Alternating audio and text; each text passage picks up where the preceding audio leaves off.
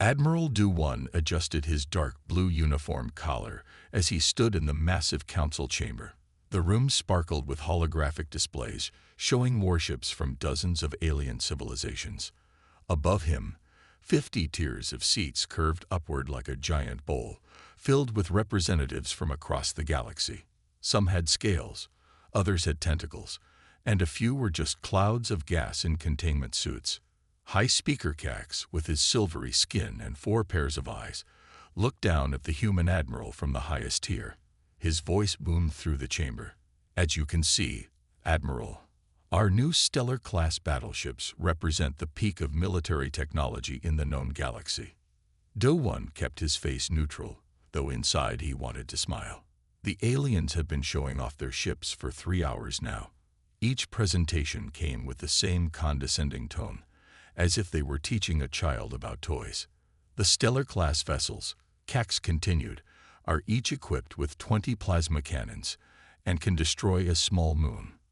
He paused, clearly expecting the human to show amazement or fear. Instead, Du-1 simply nodded. "Impressive engineering, High Speaker. Earth thanks you for this demonstration." A ripple of whispers spread through the chamber. The aliens had expected more reaction from the human. Earth had only joined the council 2 years ago, and most species saw humans as barely more than clever apes who had stumbled onto faster-than-light travel. From his position near the center platform, Du-1 could see the other council members clearly. The Meridian Empire representatives, with their crystalline bodies, sparkled as they whispered to each other. The collective mind of Rigel, appearing as 5 floating orbs of pure energy, pulsed with what seemed like amusement. "Perhaps," said Council Member Tiz, a being made of living metal, "the Admiral doesn't fully understand the power we're displaying. One stellar-class ship could turn half of Earth's surface to glass in under an hour." Do-1 turned to face Tiz. "We understand power quite well, Council Member. Earth has studied the histories of all council races. We know how advanced civilizations can rise and fall." The chamber grew quieter. Du-1's words carried a weight that made several representatives shift uncomfortably in their seats. High Speaker Cax waved his hand, and a new hologram appeared. It showed a massive fleet of stellar-class battleships in formation. "This is just one battle group, Admiral. The Council maintains peace through overwhelming strength. Earth, as our newest member, must understand its place in the galactic community." Do-1 walked to the edge of his platform, looking at each tier of aliens. "And what exactly is Earth's place, High Speaker?" "Why, under the Council's protection, of course," Cax said with what passed for a smile on his alien face. "Your species is young. In time, with proper guidance, humans might even command one of our stellar-class ships." Laughter echoed through the chamber. Do-1 noticed how some of the younger races, those who had joined the Council in the last century, laughed the loudest. They had once been in Earth's position, and now enjoyed looking down on someone else. "High Speaker," Do-1 said calmly, "Earth appreciates the Council's generosity. However, I should inform you that we've been detecting some unusual energy readings near the outer system. Our sensors might be primitive by your standards, but—" A young alien burst into the chamber, their tentacles waving in what seemed like panic. They whispered something to High Speaker Cax, whose 4 pairs of eyes widened considerably. "Impossible," Cax muttered. He pressed several buttons on his console, and the holograms of the stellar-class ships disappeared, replaced by a live feed from the system's edge. Do-1 checked his watch and allowed himself a small smile. Right on schedule. The chamber erupted in chaos as something massive began to emerge from hyperspace. The council members stood, their voices rising in confusion and fear. Some pointed at the growing shape on the screen, while others demanded explanations from their military advisors. Admiral Du-1 remained perfectly still, hands clasped behind his back, watching as humanity's best-kept secret made its entrance. The next few minutes would change the galaxy forever, and he had the best seat in the house. As the massive form of the HSS Titan fully emerged into normal space, Admiral Du-1 finally allowed himself to smile. "Now then," he said quietly, "shall we discuss Earth's place in the galaxy again?" Lieutenant Jaya stared at her sensor screen aboard the Council's defense station. Her hands trembled slightly as she double-checked the readings. The energy signature was unlike anything she had seen before. It was massive, far larger than the Council's military parade that filled the nearby space. "Commander Hansol," she called out, trying to keep her voice steady. "You need to see this."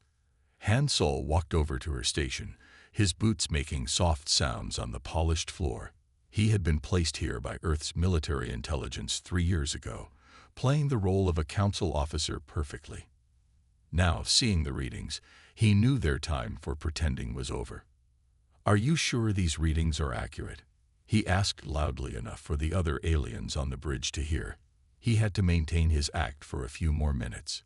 "Yes, sir," Jaya replied. "The signature is coming from just beyond the parade route.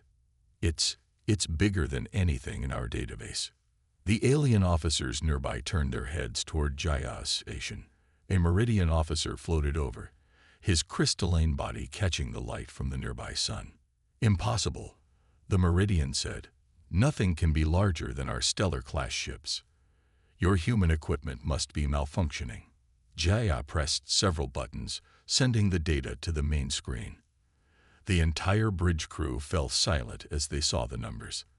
The energy signature was growing stronger, and now they could all see it wasn't a malfunction. "Alert the Council," Hansol ordered, hiding his smile. "We have an unidentified vessel approaching." The Meridian officer rushed to comply, his crystal body flickering with nervous energy. Within moments, the defensive station's alerts began to sound. The Council's pride and joy, their parade of stellar-class battleships, started to break formation as their commanders waited for orders. Jaya watched her screen as the massive energy signature began to take shape. The ship that was emerging from hyperspace was unlike anything in the Council's records. Its hull was dark, almost black, but with lines of blue energy pulsing along its surface. It moved with a grace that seemed impossible for its size. "Sir," Jaya said, her voice barely a whisper, "it's the Titan." Hansol nodded slightly. They both knew what was coming, but had to maintain their act. "The what?" he asked loudly. "The HSS Titan, sir. Earth's first true battleship." The alien officers around them began shouting orders and questions. Some ran to their stations, while others stood frozen, staring at the main screen as the Titan fully emerged from hyperspace. The ship was beautiful in a terrifying way. Where the Council's stellar-class ships were bright and ornate, the Titan was sleek and dangerous. Its hull seemed to absorb nearby light, making it look like a piece of night sky had taken shape. Massive railguns lined its sides, and strange devices that no alien could identify dotted its surface. "Size comparison," someone shouted. Jaya's fingers flew over her console, and a new image appeared. The Titan dwarfed the Council's largest ships. A stellar-class battleship could fit in its hangar bay with room to spare. Hansol watched as the alien officers began to panic. Some were trying to contact their superiors, while others were running scenarios on their computers. None of their simulations showed any way their combined fleet could stop this monster if it attacked. "Lieutenant," Hansol said, maintaining his facade, "can you detect any weapons?" Jaya checked her readings again. "Sir, I can't even understand half of what I'm seeing. The energy readings suggest weapon systems far beyond our classification systems and the shield technology. It's not like anything in our database." The Meridian officer had turned a pale shade of white, his crystal body almost transparent with fear. "How?" he demanded. "How did humans build this without us knowing?" Jaya and Hansol exchanged a quick glance. They knew exactly how. Years of secret preparation, hidden facilities on Mars, and technology that humans had kept hidden since they joined the Council. "Sir," Jaya called out suddenly, "the Titan is sending a transmission. It's requesting permission to join the parade." Hansol couldn't help but let out a small laugh, quickly covering it with a cough. The humans hadn't just built a ship that made the Council's fleet look like toys. They were showing it off with style. "Well," Hansol said, looking at the terrified alien officers around him, "I suppose we should ask the Council what they think about that request." On his screen, he could see the Council chamber had erupted into chaos. Earth's message was clear. They weren't the simple newcomers everyone had thought they were. The galaxy's balance of power had just shifted, and there was nothing the Council could do about it. Captain Sunbai stood on the bridge of the HSS Titan, watching the Council's fleet through the massive view screen. Her ship had just dropped out of hyperspace, and she could already imagine the panic spreading through the alien vessels. The Titan's dark hull blocked out the stars behind it, making it look like a moving piece of space itself. "Status report," she ordered, her voice calm and steady. "All systems working perfectly, Captain," replied her XO Hanul from the station to her right. "Our shields are at full power, and all weapons are ready but inactive. The alien fleet is, well, they're moving away from us rather quickly." Sunmai allowed herself a small smile. The Council's mighty parade was breaking apart like scared fish before a shark. Their shiny stellar-class ships, which had looked so impressive in their neat formations, now scrambled to put distance between themselves and the Titan. "Open a channel to the Council chamber," Sunmai ordered. "Let's show them we have good manners." The communications officer pressed a few buttons, and suddenly the bridge crew could see the Council chamber on their screen. The aliens' faces showed various forms of shock and fear. Some had turned colors humans had never seen before. "Honorable Council members," Sunmai said, keeping her voice pleasant, "the HSS Titan requests permission to join your military parade. We hope you don't mind us dropping in unannounced." The bridge crew tried not to laugh at the stunned silence that followed. They had all trained for years for this moment, practicing their roles in secret bases on Mars and beneath Earth's oceans. "Captain," called out the sensor officer, "3 stellar-class ships are trying to scan us. Their sensors can't get through our outer shell." Sunmai nodded. "Let them try. Ta Jin, why don't you give them a little peek at our shield system?" Chief Engineer Ta Jin, who had helped design the Titan's revolutionary defenses, grinned from his station. He pressed a few buttons, and the ship's outer layer became slightly transparent. The blue energy lines running through the hull glowed brighter, showing patterns that made the alien scientists watching them gasp in confusion. What is this technology?" High Speaker Cax's voice came through the communication channel, shaking slightly. "Oh, this," Sunmai said casually, "just something we developed in our spare time. You see, we found some interesting things in some old ruins on Earth's moon, things that belong to our ancestors." The bridge crew watched as the Council members began talking all at once. They had always assumed the ruins on Earth's moon were left by ancient alien visitors. The truth that humans had reached the stars long ago before falling back to Earth was going to change everything they thought they knew. "Those ruins were sealed," one Council member shouted. "We had guards." "Yes, thank you for the guards," Sunmai replied. "They were very helpful in keeping others away while we did our research. Would you like to see what else we learned from our ancestors?" She nodded to Ta Jin, who activated the Titan's main defense system.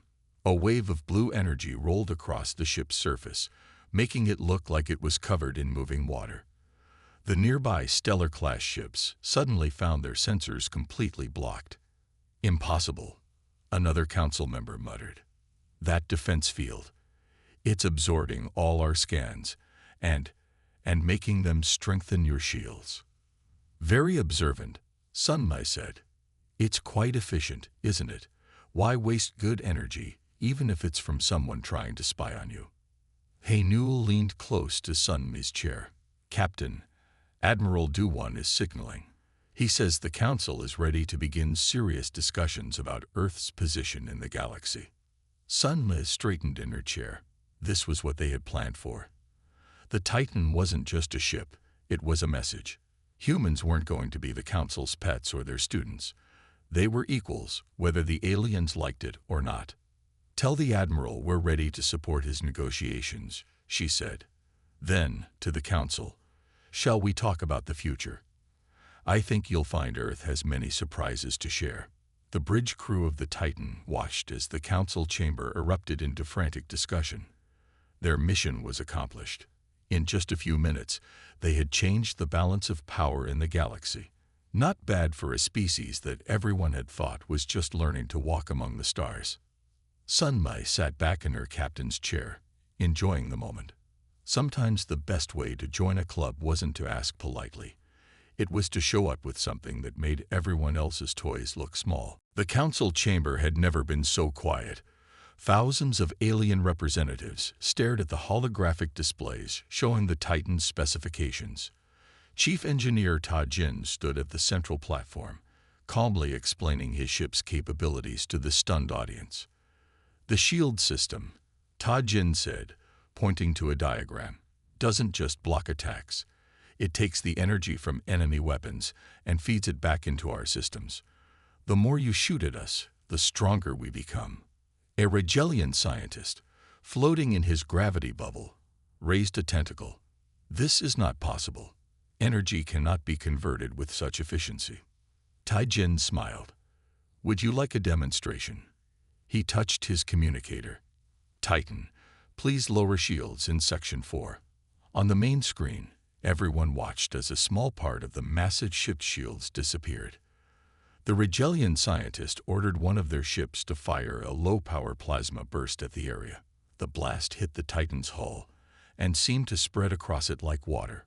Blue lines of energy pulsed brighter, and the ship's power readings jumped up.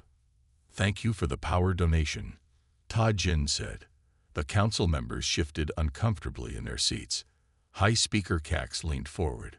"These shields, they're not like anything in our records. Where did this technology come from?" As Captain Sunmi mentioned, "We found interesting things in the lunar ruins," Ta Jin explained. "But that's not the best part.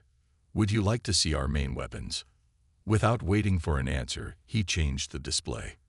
The image showed the Titan's massive railguns. They made the Council's plasma cannons look like toys.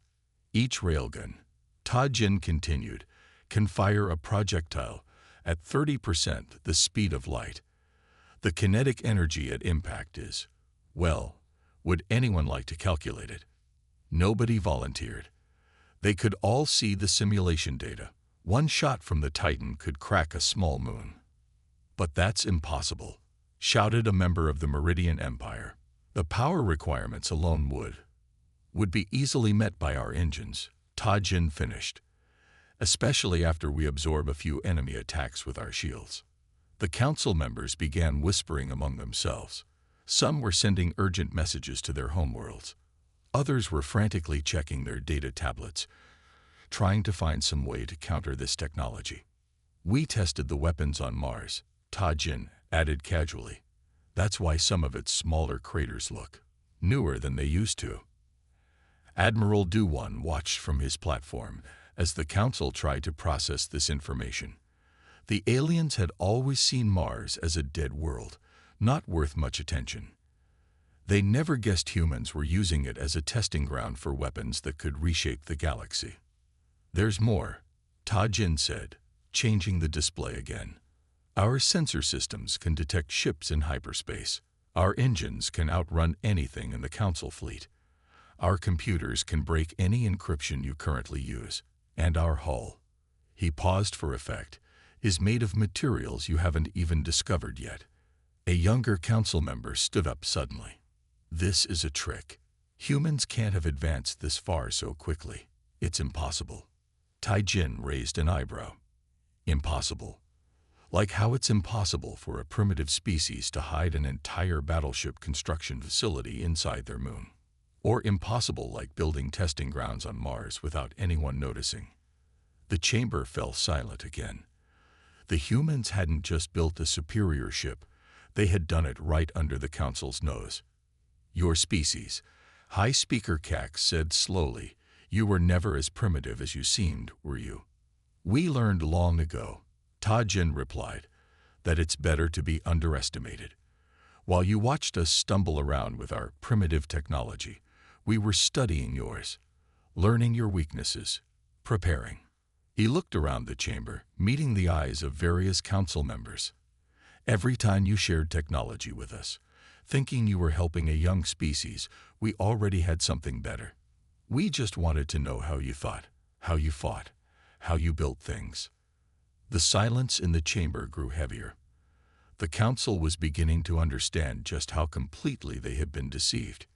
Now then, Ta-Jin said, switching off the display, "Shall we discuss the real reason I'm showing you all this? Because the Titan isn't just a ship, it's a message. And I think you're all starting to understand what that message is." No one in the council chamber spoke. They didn't need to. The message was clear. The time of treating humans as junior partners was over. A new power had emerged in the galaxy, and nothing would ever be the same. Security Chief Yunho walked to the center of the council chamber, his footsteps echoing in the tense silence. Behind him, a large hologram showed images of Earth's moon, focusing on what the council had always thought were alien ruins. "Let me tell you a story," Yunho began, his voice clear and strong. "Long ago, humans didn't live only on Earth. We had ships that crossed the stars. We built cities on other worlds. We were great." The hologram changed to show ancient writings from the lunar ruins. The council members leaned forward, suddenly seeing the symbols in a new light. "When you found these ruins," Yunho continued, "you thought they were left by some ancient alien race. After all, how could primitive humans have built them? But look closely at the writing." He zoomed in on one section of text. "This isn't alien language. It's an early form of human writing. These weren't alien ruins. They were ours." A council member from the Rigel system stood up. "Impossible. Our studies showed those ruins were over 10,000 years old." "Yes," Yunho smiled. "They are. Humans had reached the stars long before your people learned to make fire." The chamber erupted in shocked whispers. High Speaker Cax raised all four pairs of his hands for silence. "If what you say is true," Cax said slowly, "what happened to this ancient human civilization?" Yunho's face grew serious. "We fell. Something happened. Something so terrible that our ancestors erased almost all records of it. They didn't want future generations to repeat their mistakes." The hologram showed more images: buried cities on Mars, hidden bases beneath Earth's oceans, and stations floating in space, all built by ancient humans. "When we found these ruins," Yunho explained, "we didn't tell anyone. We studied them in secret. We learned about our past, about the technology we once had. And we decided to be careful this time." He walked around the chamber, looking at different council members. "While you thought you were teaching us about space travel, we were really remembering it. While you shared your advanced weapons with us, we were rebuilding things that made them look simple." "But the guards," one council member said. "We had guards watching the ruins." Yunho laughed softly. "Yes, thank you for those. They kept others away while we worked. Did you never wonder why Earth always supported having alien guards on our moon? Or why we seemed so uninterested in the ruins?" The hologram changed again, showing the inside of the moon. Hidden tunnels and chambers spread through it like a spider's web. "The moon isn't just a satellite," Yunho revealed. "It's where we built the Titan. Right under your noses. Those regular meteor impacts we reported. Construction noise. Those strange energy readings, testing our systems." He pointed to different areas in the diagram. "We have shipyards inside the moon that could build 10 more ships like the Titan. We have weapons stored in Mars that could destroy fleets. We have technology that your scientists would think is magic." The council chamber was completely silent now. Every alien representative was trying to process what they were hearing. "But why hide?" asked a younger council member. "Why pretend to be primitive?" Yunho's face softened slightly. "Because last time, we weren't careful enough. Last time, we rushed into the stars without thinking. This time, we wanted to understand the galaxy first. to know who our neighbors were, to be sure we wouldn't repeat old mistakes. He turned to High Speaker Cax. We watched how you treated other young species, how you guided them, controlled them, kept them dependent on you. We decided to play along, to let you think you were teaching us, while we prepared. And now, Cax asked, his voice barely a whisper. Now it's time for honesty, Yunho said. Humanity is ready to take its place in the galaxy again, not as your students or your servants, but as equals. The Titan isn't just a show of force, it's proof that we're ready. He looked around the chamber one last time. The question is, are you ready for us? The council members looked at each other, then at the images of humanity's hidden power. They had thought they were helping a young species take its first steps into space. Instead, they had been watching an ancient giant wake up from a long sleep. And now that giant was wide awake. General Min-Ki stood up from his seat in the military advisors section. For 10 years, he had served as the council's top military expert, guiding their strategies and defense policies. Now, as he walked to the center platform, he let his perfect alien accent drop, speaking in clear human standard. I suppose, he said with a small smile, this is a good time to give my resignation. The council chamber exploded in shocked gasps. High Speaker Cax's 4 pairs of eyes widened in horror as he realized what this meant. You're human, Cax stammered. But you've been our military advisor for 10 years. Yes, Min-Ki said calmly. And in those 10 years, I helped design all your current defense systems. I know every weakness, every flaw, every gap in your security. That was my job. He touched a button on his wrist, and his appearance shimmered slightly. The subtle alien features he had worn as a disguise faded away, revealing his true human face. Did you never wonder, Min-Ki continued, why your military technology developed in certain ways? Why your ship designs followed specific patterns? I guided your development exactly as Earth needed. The Meridian Empire's representative stood up, his crystal body flashing with anger. You designed our new defense grid. Yes, Min-Ki nodded. And I designed it so it would never be able to stop a ship like the Titan. Every defense system, every weapon platform, every military protocol, they all have blind spots. Blind spots that our ships know exactly how to use. He walked around the platform, looking at the aliens he had worked with for years. And I'm not the only one. Humans have been working in your governments, your military, your research labs. We needed to understand you, to know how you think, how you fight. Admiral Du-1 stepped forward to join him. Show them, General. Show them what else we know. Min-Ki pressed another button, and the chamber's main display lit up with classified information from every council race. Battle plans, weapon designs, secret research, everything. We have agents in every major facility, Min-Ki explained. We know about the weapon research in the Rigel system. We know about the secret fleet being built beyond the Meridian border. We know everything. High Speaker Cax slumped in his chair. All this time, we thought we were guiding you, teaching you. You were, Min-Ki said, just not in the way you thought. We learned how your species think, how your politics work, how your armies fight. That knowledge is worth more than any technology. He turned to face the full council. Earth could have built 100 ships like the Titan. We could have revealed ourselves with an invasion fleet, but that's not what we wanted. What do you want? Asked a council member, voice shaking. Partnership, Min-Ki replied.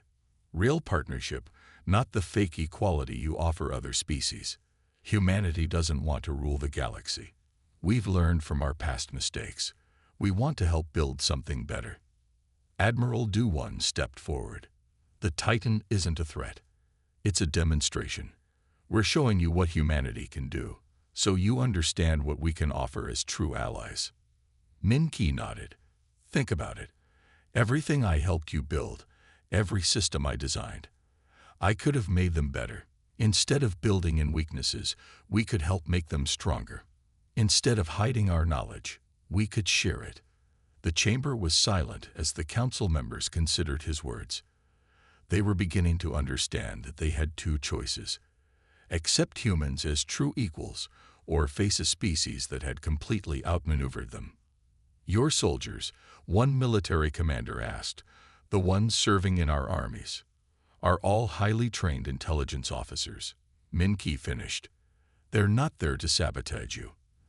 They're there to protect their fellow soldiers, even alien ones, because that's what real allies do." He looked at High Speaker Cax. "The choice is yours. Continue treating Earth as a junior partner, and we'll continue hiding our true capabilities, or accept us as equals, and together we can make the galaxy better than either of us could alone." The council members looked at each other, then at the humans who had fooled them so completely. They had thought they were the teachers, the guides, the wise elders of the galaxy. Now they realized they had been students all along, learning lessons they didn't even know they were being taught. And their greatest lesson was just beginning. Captain Sun Mei stood on the Titan's observation deck, watching the council's ships practice new formations alongside her vessel. 3 days had passed since the revelation, and things were already changing. The fear in the alien crew's movements had been replaced by curiosity and cautious respect. "Captain," XO Hanul called as he entered the deck, "we have the Council's response to our technology sharing proposal." Sun Mi turned from the window. "Let me guess. They accepted?" "Every single term," Hanul smiled. "They're especially interested in the shield technology. Chief Engineer Ta Jin will start teaching their scientists next week." Through the massive windows, they could see Earth rising over the moon's horizon. The sight always made Sun Mi proud, but today it meant something different.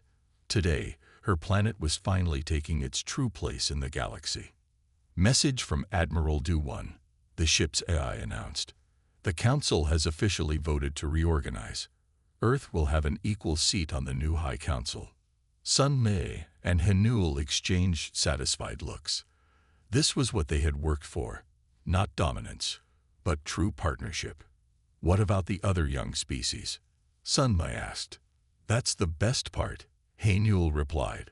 The Council agreed to review their policies. No more treating new species like children. No more holding back technology.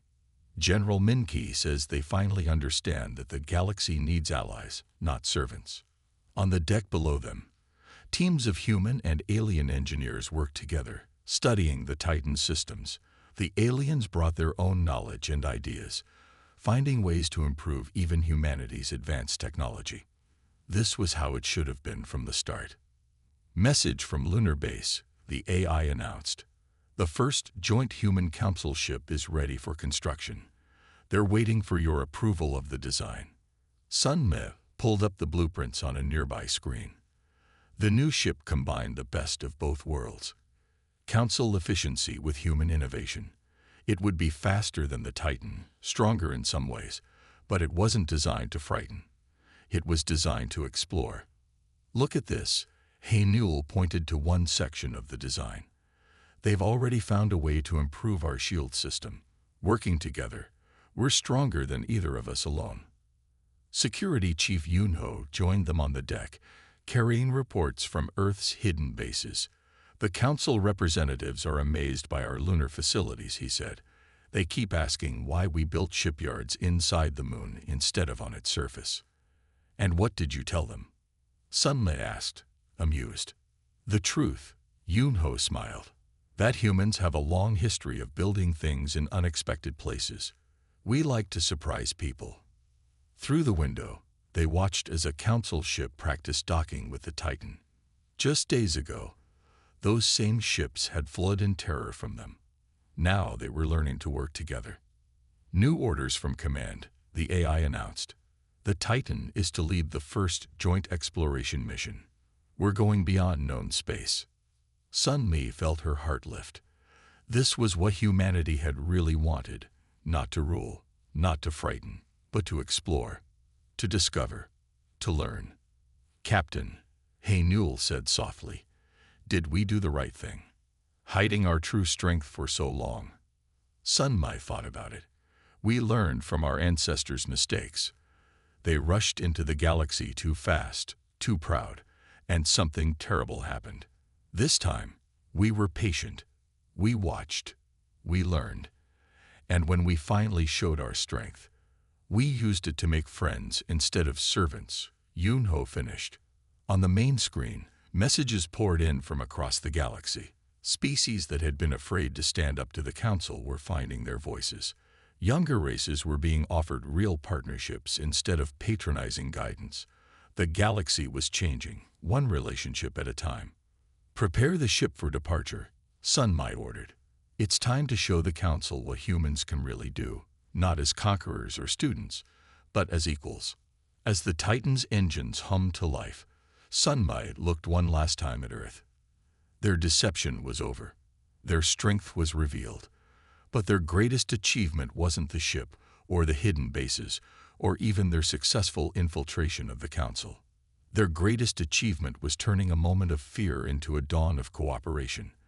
The galaxy would never be the same. And that was exactly what humanity had planned all along. The stars waited, and this time, humans wouldn't face them alone.